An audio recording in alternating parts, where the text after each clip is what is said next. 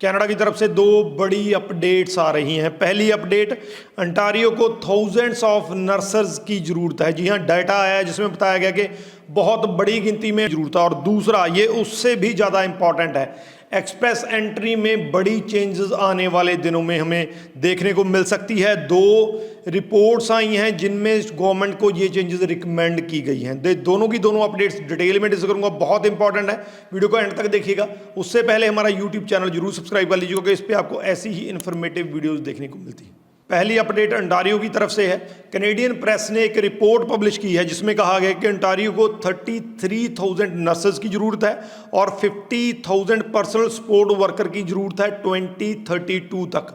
जी हाँ, इसमें जैसा कि हमें पता है कि हेल्थ वर्कर्स की बहुत बड़ी गिनती में कनाडा में ज़रूरत है। कनाडा ने अलग से पीआर कैटेगरी भी इसकी जो है लो लॉन्च कर दी है, लेकिन अकेले अंटारियो प्रोविंस को 33,000 नर्सेज की ज़रूरत है। इसको आगे उन्होंने जो है डिवाइड भी किया है। 2022 में 6,000 नर्सेज चाहिए, 2023 में 10,000 नर्सेज चाहिए, 27 में 20,000 चाहिए और 2032 तक 33,000 नर्सेज की ज़रूरत है। अगर अंटारियो का सिस्टम जो है हेल्थ सिस्टम, उसने प्रॉपरली काम करना है। इसके अलावा जो पर्सनल सपोर्ट वर्कर है, यहाँ पे मैं आपको बता दूँ, पर्सनल सपोर्ट वर्कर का बहुत से जो स्टूडेंट है +2 जो मेडिकल में करते हैं, इवन कि आपने अगर GNM ANM भी की हुई है तो भी आप पर्सनल सपोर्ट वर्कर का प्रोग्राम कनाडा में कर सकते हैं। तो पर्सनल सपोर्ट वर्कर 24,000 2022 में चाहिए, 23 में 30,000 चाहिए, 27 में 48,000 चाहिए और 32 में जो है वो 50,000 पर्सनल सपोर्ट वर्कर की ज़रूरत है। तो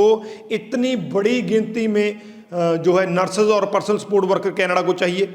अगर आप इनमें कोई स्टडी कर रहे हैं तो आपके लिए बहुत बेनिफिशियल है। लेकिन यहाँ पे मैं एक बात आपको बता दूंगा, अगर आपने जो नर्सिंग की स्टडी है आउटसाइड कनाडा की हुई है तो आपकी जो डिग्री या डिप्लोमा है उसको रिकग्निशन चाहिए, आपको प्रॉपर वहाँ से जो है वो रिकॉग्नाइज कराना पड़ेगा, तभी आप कनाडा में एज अ नर्स काम कर पाएंगे। लेकिन बड़ी बात यह है कि बहुत बड़ी गिनती में नर्सेज और पर्सनल सपोर्ट वर्कर्स की जरूरत है। दूसरी अपडेट कनाडा PR को लेकर है, एक्सप्रेस एंट्री को लेकर है। हालांकि हमें पता है कि एक्सप्रेस एंट्री का इस टाइम पे जो क्राइटेरिया रहता है उसमें आपकी एज, एजुकेशन, लैंग्वेज, एक्सपीरियंस को जो है वो प्रेफरेंस दी जाती है। लेकिन CD हाउ इंस्टीट्यूट और ब्रिटिश काउंसिल ऑफ अल्बर्टा, ये दो इंस्टीट्यूट है जिन्होंने रिसेंटली पूरे के पूरे एक्सप्रेस एंट्री जो प्रोग्राम चलता है उसको एनालिसिस किया और उसमें से कुछ रिकमेंडेशन जो हैं वो IRCC या गवर्नमेंट को दी हैं कि अगर आप कनाडा का PR सिस्टम जो है, जहां आप एक्सप्रेस एंट्री को प्रॉपरली चलाना चाहते हैं और कनाडा की जो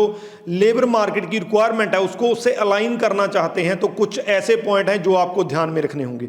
सबसे पहले उन्होंने कहा कि जो आपने कैटेगरी बेस्ड स्टार्ट किया, ये बहुत इंपॉर्टेंट है क्योंकि कनाडा ने कैटेगरी बेस्ड PR स्टार्ट कर दिया गया है, जिसमें STEM वाले हो गए, जिसमें हेल्थ केयर वाले हो गए, उसके अलावा एग्रीकल्चर हो गए, ट्रांसपोर्टेशन वाले हो गए, तो उनके ड्रॉ अलग से निकल रहे हैं। तो यहाँ पे उन्होंने वार्निंग दी है कि अगर आप इसको लॉन्ग टर्म देखना चाहते हैं तो ये बिल्कुल सही अप्रोच नहीं है। शॉर्ट टर्म इसको लेबर मार्केट की आपकी जो प्रॉब्लम्स हैं, जहाँ शॉर्टेज है, उसको पूरा करने के लिए कर सकते हैं, लेकिन लॉन्ग टर्म में आपको दिक्कत आएगी क्योंकि इसमें कई ऐसे प्रोग्राम हैं जैसे फूड का प्रोग्राम है, एग्रीकल्चर का प्रोग्राम है, ट्रांसपोर्टेशन का प्रोग्राम है, जिसमें वेजेस बहुत लो होती हैं।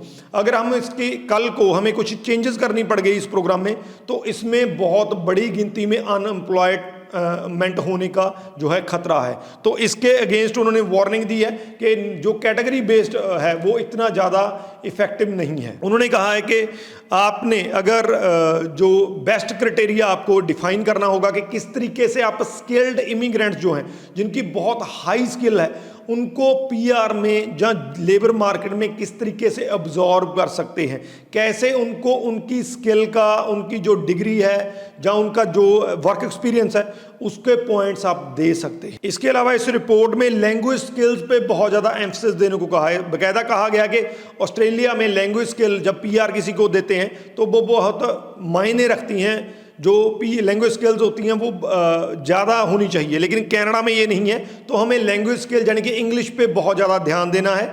इस अगर एक्सप्रेस एंट्री को हमने प्रॉपर करना है। इसके अलावा जो बहुत ज़्यादा वैल्यूड स्किल हैं, जो कनाडा में बहुत ज़्यादा डिमांड पे हैं, उनको किस तरीके से CRS स्कोर, क्योंकि बहुत टाइम ये होता है कि आपके पास स्किल भी है लेकिन CRS स्कोर आपका सही नहीं हो पाता है, तो उसको कैसे हम CRS स्कोर को इंक्रीज करने में या उनको एक्सप्रेस एंट्री में प्रॉपरली CRS से लेके आने में कैसे हम इसको क्राइटेरिया को सेट कर सकते हैं। और लास्ट में उन्होंने कहा है कि करंट एम्प्लॉयमेंट अर्निंग्स जो है किसी भी पर्सन की, कोई भी पर्सन कितना इस टाइम पे कमा रहा है उसके बेसिस पे और उसका इकोनॉमिकल उसकी जो जॉब है या स्किल है उसका आने वाले टाइम में इकोनॉमिक पोटेंशियल क्या हो सकता है, उसके बेसिस पे उसको पॉइंट अवार्ड होने चाहिए। तो ये बड़ी रिकमेंडेशन है जो इन दो ऑर्गेनाइजेशंस की तरफ से आई हैं जिन्होंने रिसेंटली एक्सप्रेस एंट्री का एनालिसिस किया था और ये भी कहा था साथ में कि एक्सप्रेस एंट्री जो है वो कनाडा की लेबर मार्केट की डिमांड्स को पूरी नहीं करती है।